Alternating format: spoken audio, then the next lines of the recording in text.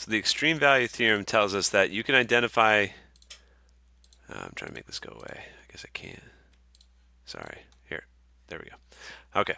The extreme value theorem tells us that we have absolute maximum and minimums for a function if it's continuous. Okay.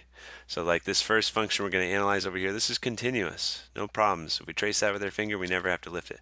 This one is not continuous between x equals a and x equals c. Right? We have to lift our finger to get to this dot up here.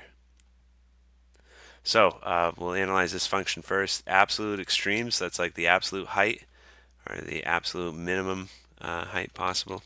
So at x equals c, a global max, an absolute max. Either one's okay. And then at x equals b, a global min. It looks like the textbook is using maximum minimum.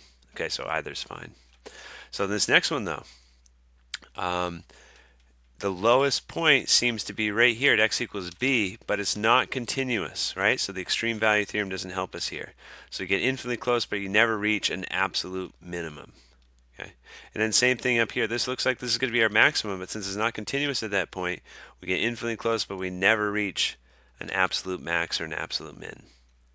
Okay, so this one has none. There's no absolute max or absolute mins. Because again, the extreme value theorem, if you want to identify the absolute max or the absolute min, it's got to be continuous. You get infinitely close, but you never reach those places.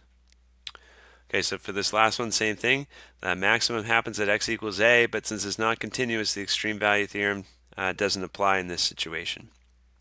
But at x equals c, we could easily think of any interval around x equals c and it's continuous, right? So at x equals c, it is continuous, so we have a minimum. It's got a minimum at x equals c.